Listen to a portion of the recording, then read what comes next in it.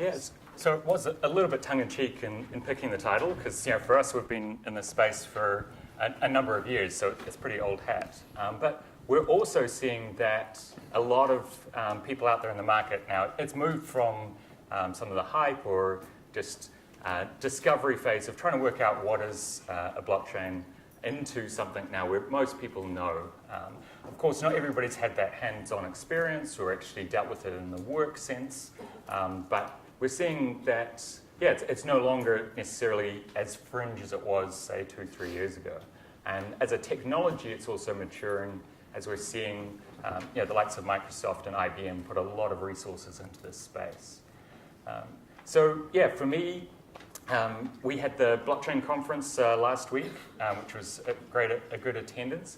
How many of you from here were at the conference? Just get a show of hands. Okay, so about a dozen of you. That's great. So we'll try not to double up too much on some of the things that were discussed there, but then we'll also, we felt it was good to share some of those things as well. Another show of hands then, who's actually personally or through their business doing something related with either cryptocurrency or blockchains or distributed ledgers? Okay, so maybe 20 of you there, so okay. And really, we're seeing that in New Zealand market, we're actually a little bit further behind, say, Australia, and definitely behind Singapore, which is a little bit funny because we have been fintech innovators in the past. So part of the reason behind the conference and also us speaking here today is to also make sure that everyone's got a kind of common understanding of where this technology fits.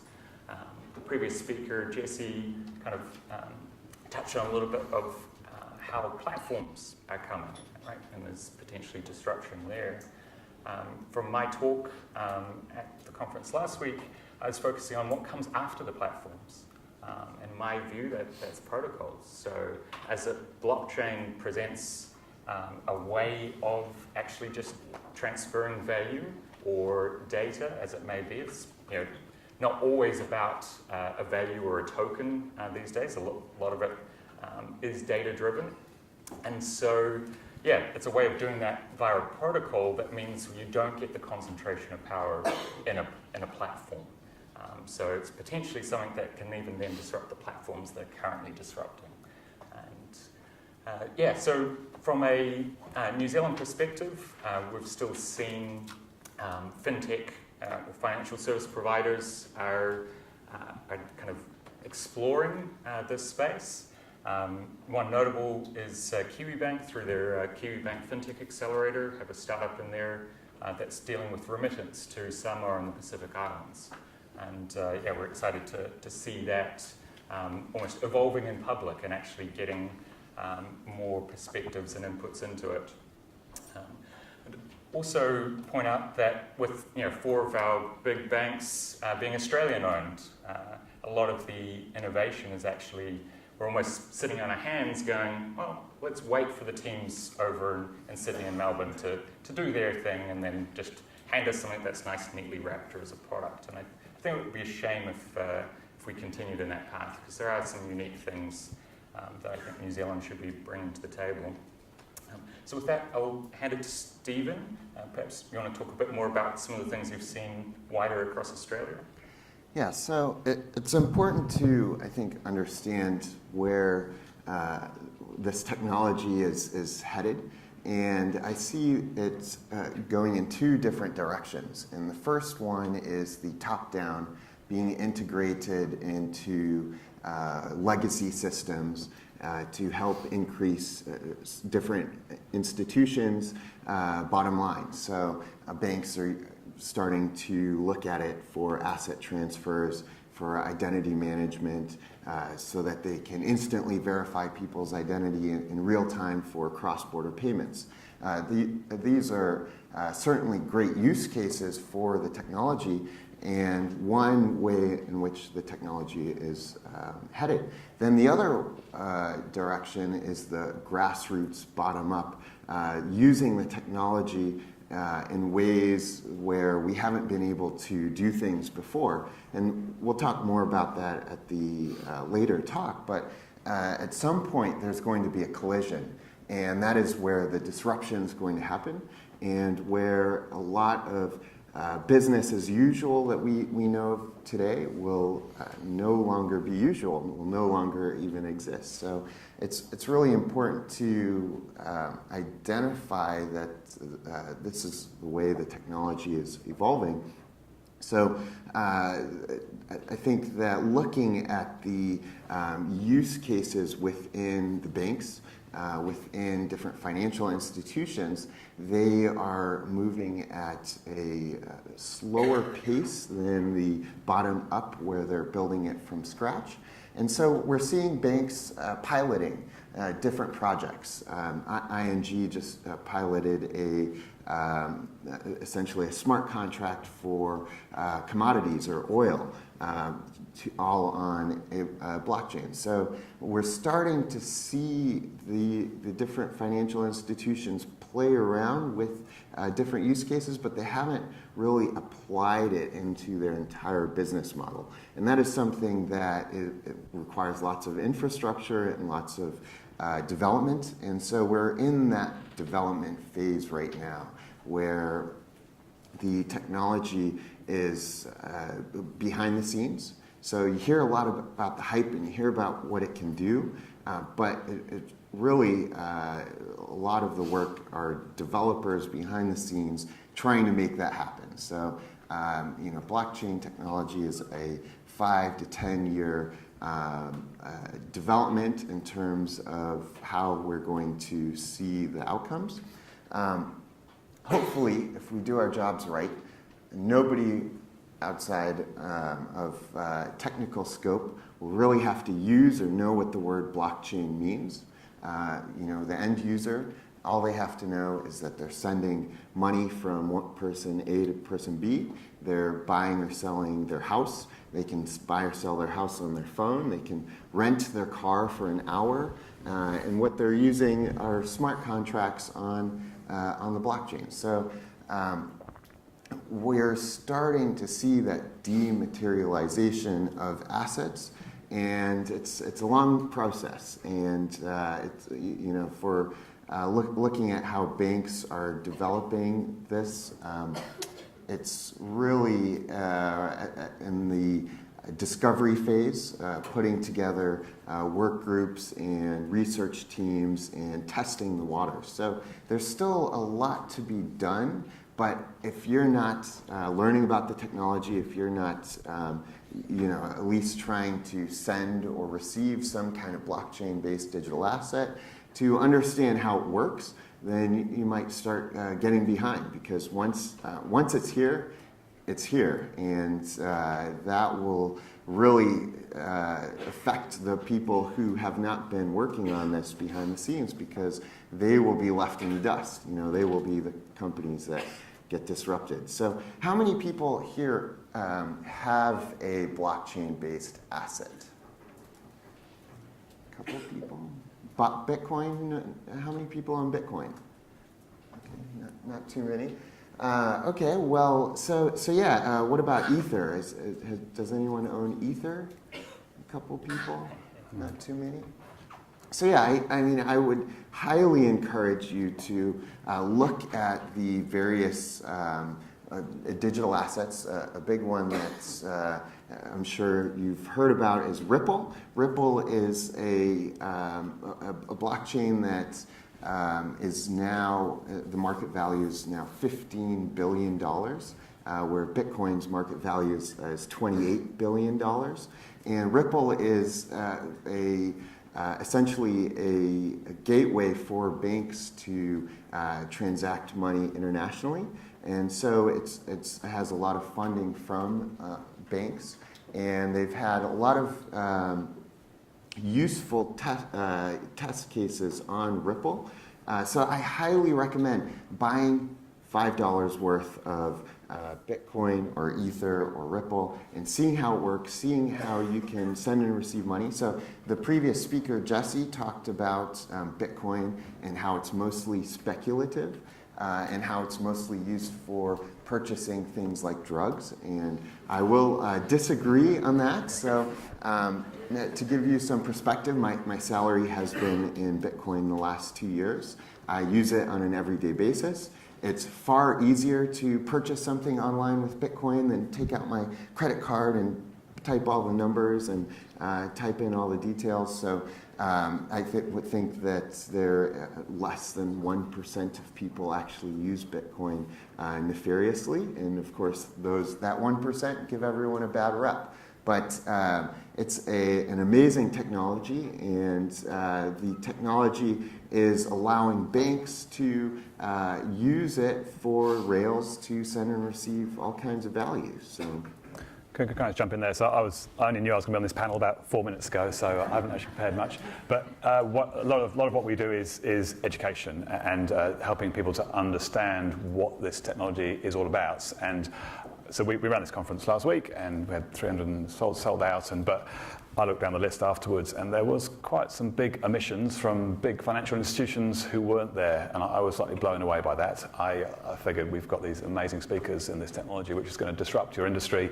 Why aren't you all there? Why weren't all of you there? So I was surprised at that. But I think part of it is because, there's this sort of lack of understanding, and there's the association with Bitcoin as a medium to buy bombs and drugs. I certainly see this as so fundamental. So blockchain, AI, they are going to redefine, essentially our entire global commerce system over the last 20 years has been built around the notion that we need a trusted intermediary to transact between untrusted parties. We need this trusted third party. And computer scientists tried to solve that problem for many, many years. 8 years ago, this guy under the pseudonym Satoshi Nakamoto solved that problem and changed the game forever. So created this thing called Bitcoin as an experiment, as quite a narrow scope digital currency, but they solved the problem of transferring a digital asset from me to you, we don't trust each other, without needing a bank or anybody else in the middle. And that experiment, and it has been an experiment, has basically worked. It hasn't been hacked into. It now uses more computing power than the rest of the globe or something silly like that.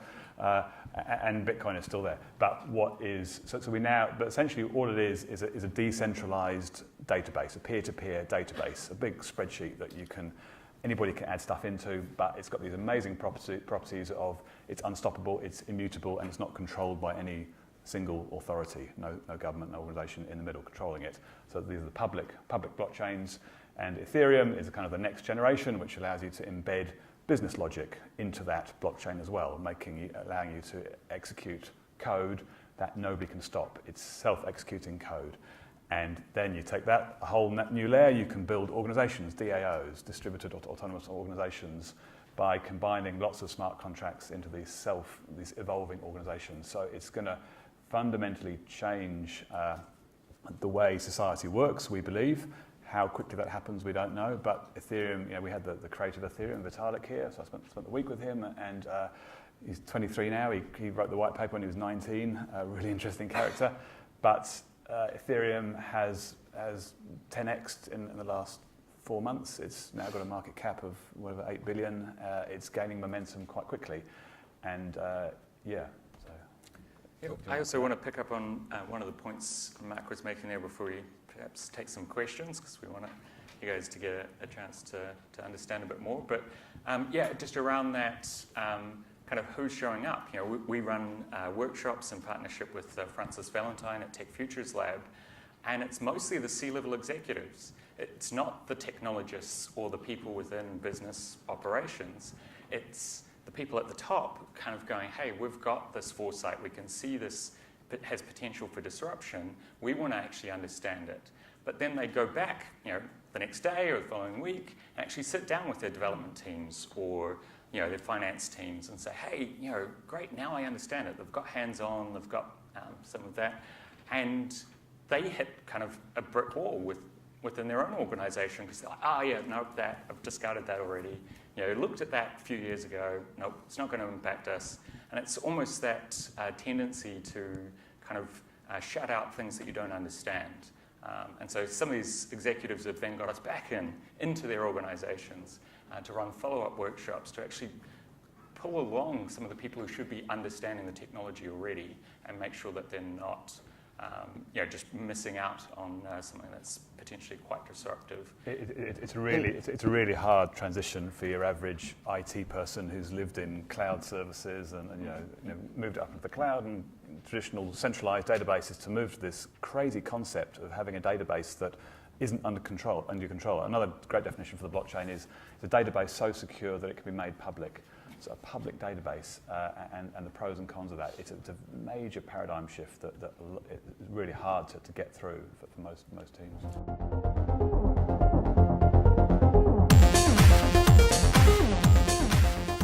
I'll fire the question sort of generally, and you can choose who wants to answer it, but the one that's got a lot of votes, for those of us who may not be familiar with blockchain technology, please can you quickly explain what it is and how it works? That's the one that's just got the most votes. So what is it?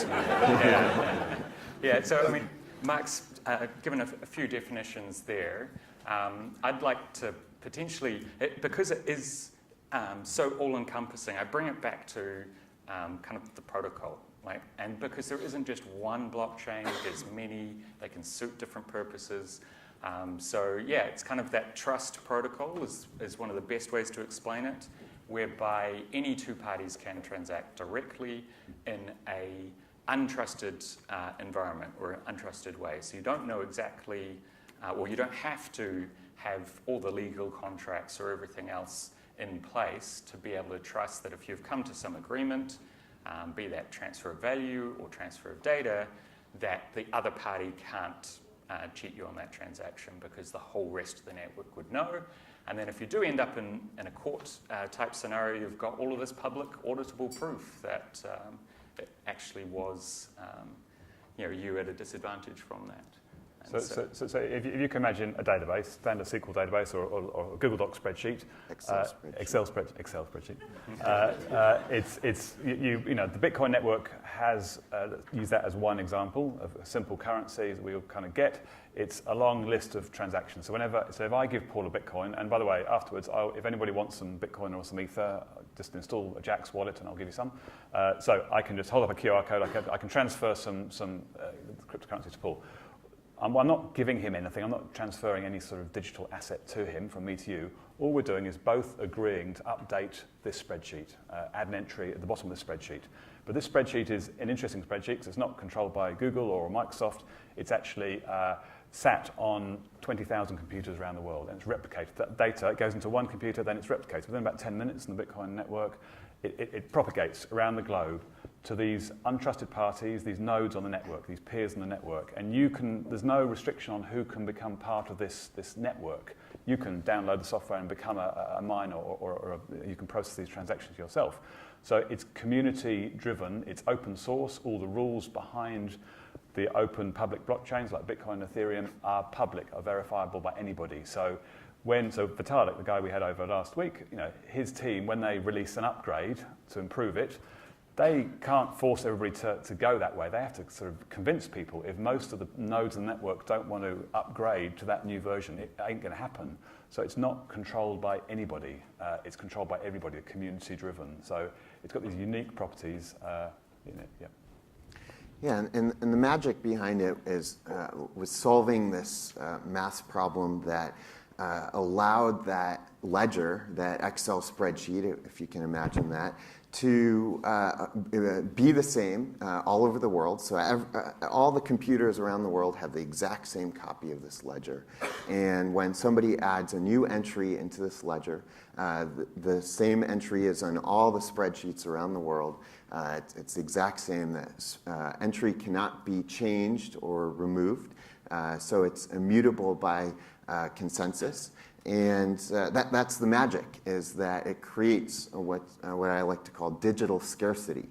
It prevents the ability to create a digital unit that can be infinitely created. Because when we talk about value, value exists when something is scarce. And so if you're able to create a digital unit that has scarcity, you can give that unit value, and you can give that unit a representation of more than just money, like Bitcoin. You can give that unit values such as a stock or a share in a company, or it can represent your identity or social media profile, or it can represent your house title or car title. So this digital unit of value can't be counterfeited, can't be duplicated, so you can prove that you own it, and it allows you to instantly transfer it to somebody else using this technology. There are some scalability issues that are currently being resolved. It's like upgrading from 3G to 4G, 4G to 5G. It takes some time to work out all the kinks, but it's the strongest, largest blockchain around has had 100% uptime for 9 years, and it continues to get stronger and larger, and more people continue to use it. So the previous speaker made the good comment about, there's a difference between cryptocurrency and DLTs, or distributed ledger technology, or blockchain and its use cases elsewhere. So when we look at businesses like banks,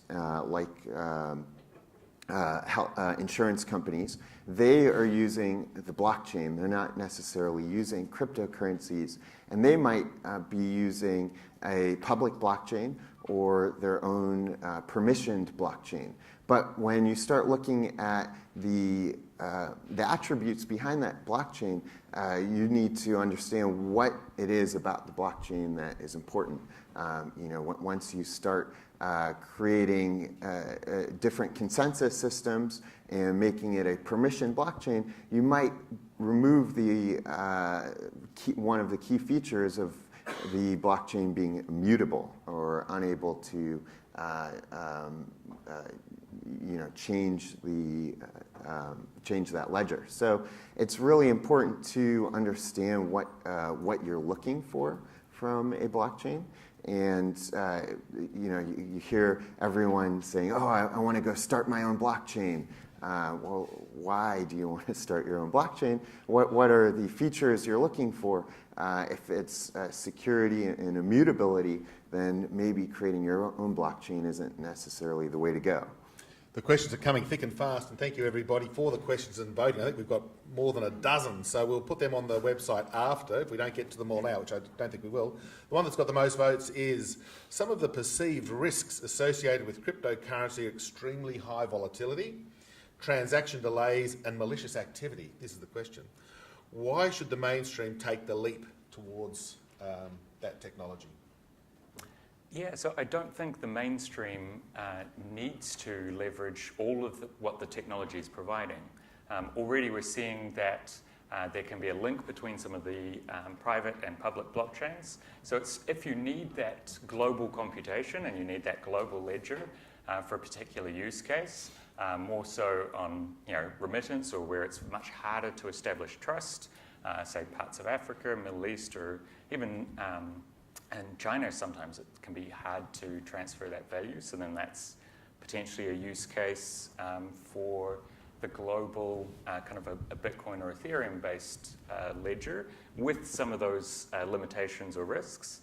But then on the other hand, a lot of what we're seeing is still within still a large scale, so population scale, or within a subset of, say, an industry, where you still need those participants to all collaborate and to facilitate a seamless kind of exchange of value or data in a way where no person can cheat. So we're seeing mainstream adoption more so on the kind of use case specific, or communities where they can just have better trade. I'll keep firing the questions. This is the one that's got a lot of votes now. How do you see central banks and or governments using blockchain technology? And one of the sub-questions to that is, will they be losing control, or are they reluctant to take that because they'll be losing control of how the system works? Yeah, so Estonia is quite notable there in that they didn't call it a blockchain, but it does operate a lot like a blockchain, and they're using that for their medical records, They've launched an e-residency program recently, which is then on top of their national identity system, and they're using a blockchain for that now. So they're miles ahead. I mean, New Zealand's part of the D5, along with Estonia, South Korea, UK, and Australia, I think. No, Israel is the other fourth one. And yeah, kind of we're seeing of all those other four, they are doing something at a government level, not necessarily Reserve Bank, because again, that's a very centralized mode of operating with the Reserve Bank. We're seeing it actually in the banks, which is then better for decentralized, and actually who should have the power is not necessarily a given in all use cases. Of course, when it comes to a national currency, you kind of expect it would be a little bit more centralized. But for all the other tokens of value, you don't need to replicate that industrial era model of centralization. You want to add? Yes. Yeah, I mean, to touch on that, a big issue is, anyone with a phone can create their own cryptocurrency now. So that means anyone can be their own central bank. A 12-year-old, in Africa can create their own coin. And so it is, I think, a challenge for central banks in the coming years. However, I think that they can also gain, a lot of benefit from adopting the technology. So it's unpredictable about how it will affect monetary systems. It's certainly going to, but I think it's early days to be able to say what those effects are going to be, because it can help the current system, and it can also disrupt the current system. So we've had some discussion, and there was discussion at the conference. A guy called Grant Anderson, who's head of government relations at Xero, he gave a presentation on the creation of the TUI, a New Zealand-backed digital currency. Now, and we've had some discussions with various people in a couple of banks and about that. So, we know other countries are looking into that, into government-backed digital currency. So, jury's out as to how quickly that might happen, but I think it's going to happen. There's lots of discussions that need to happen around that. And just link to that last point that you made, we've got a question that's getting a lot of votes. Bringing it back home, I think, is the key theme of this next question. Is there anything in the New Zealand environment that presents a unique case for blockchain technology? Yeah, so that's an interesting one. So outside of financial services, we've actually seen a lot more adoption within energy sector and education. And those are two sectors where we have a lot of expertise, and we're quite highly regarded around the world for our kind of efficiencies and some of the models that we have in both of those spaces. And so, yeah, those are two where it's been hard to say export best practices, because different markets, different participants, everything kind of falls over once you try to take what worked here somewhere else. But when you actually take the mode of operating between those participants and actually define them as rules in a protocol, then that's much easier to actually export or reapply in other markets, because everyone's kind of agreeing, if we want this efficiency, we have to start using this standard protocol. So that's one of the kind of unique areas, albeit not so financial. Can I just add one sort of example which I often use, which kind of helps people to understand why this is so interesting. So imagine I'm a startup, I want to create an online casino, sort of gambling site. I might do this the traditional way. I build a website with a database and put it up in the Amazon cloud. But people coming to my site aren't going to use it because they don't trust me. They don't know that I'm not going to sort of do some dodgy things in the back end and put the wrong odds there. In a blockchain-based world, I could do that, and this is happening. There are sites out there now on the Ethereum platform where I might build a casino using smart contracts, so transparent rules that define what the odds are in transparent rules in a smart contract that can be audited by anybody, and I put that up there. Then, as a user, I don't need to trust you, the developer of the site, I need to trust the protocol. So you're transferring that trust from needing to be with a third party to the protocol level. And it just changes the game on many things. If you apply that thinking to any industry, it's quite transformative. Yeah, and touching a little bit more on that.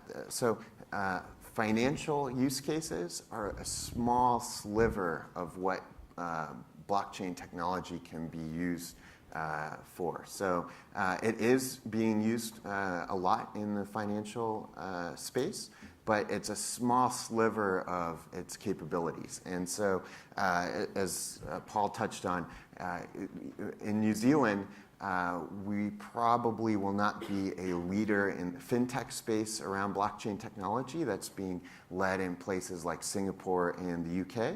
But here there are definitely major use cases around supply chain management in agriculture and education and the third one that you mentioned, energy. Yes. So yeah, it's there are so many use cases elsewhere that I think that we're going to see them in those three areas here in New Zealand rather than in the fintech space. And the only reason why I say that is because we're a little bit behind in that area here. The banks are only just starting to create working groups and R&D segments here in New Zealand to look at the technology, whereas in other places they've been doing it for a number of years. Yeah. I also think it's going to be very much a generational thing. So I'm a little bit younger than most of you in the room, but already there's another generation behind who are working as kind of digital nomads. Yes, they live here for whatever lifestyle reasons in New Zealand, but they can work for anyone, anywhere in the world. And so for them, it becomes really powerful to have some of these immutable contracts and way of getting paid, not unlike Stephen getting paid in Bitcoin. It's just making sure that you are rewarded for what you do. And yeah, so even about 2.5 years ago, ran into an 11-year-old who had created a really successful modification or addition to Minecraft. So online gaming is still very big within the younger generation. But yeah, he had no way to sell it online, so he just gave it away for free, and it spread around the world. But then, yeah, he kind of felt a little bit limited, not old enough, parents didn't understand, couldn't get a bank account, so he was kind of like, all right, that's the end. I could never make a business around that. Then he found out about kind of Bitcoin, and before you know it, he had a version 2 of his software out there with a donation address. Just still, if you like using this, donate some Bitcoin. And very soon he was offering to buy his parents a new car. So it's, if that's your first experience of how you can be included in the global financial kind of system, then you're not going to be looking forward to the day that you kind of turn 16 and get your first kind of credit card or open a term deposit at the bank. Can I very briefly add something to Stephen's comment about us being behind in the fintech space? I take a slightly more optimistic view that we could jump ahead. Yes, we are behind. We could jump ahead. We're a small country. We know places like Isle of Man, Estonia, Lithuania, there's a whole bunch of countries have done this, and they've been small. We're a bit bigger than some of those guys. We know that Arizona state have just legalized smart contracts. We know that Japan have just legalized Bitcoin payments. There's stuff happening. What I think we could use our size, the trust, the relationship, especially in Wellington, the close relationships we have between the policy guys, the beehive guys and the entrepreneurs to make some, but I think we would have to make some bold legislation changes and then we could leapfrog other countries. But yeah, so we've been trying to get through the beehive all the way up to Bill. He now knows what a blockchain is, so it's progress. So I'm hoping that we can do something like that. Well, like the Prime Minister, I think I've learned a bit more too today about what blockchain is, and I hope everybody else has. So, look, we're just running a little behind time, so that's it now, but there are lots more questions that will be on the website. So thank you very much for that insight and explanation of blockchain, and can everybody just thank our panellists, please? Thank you.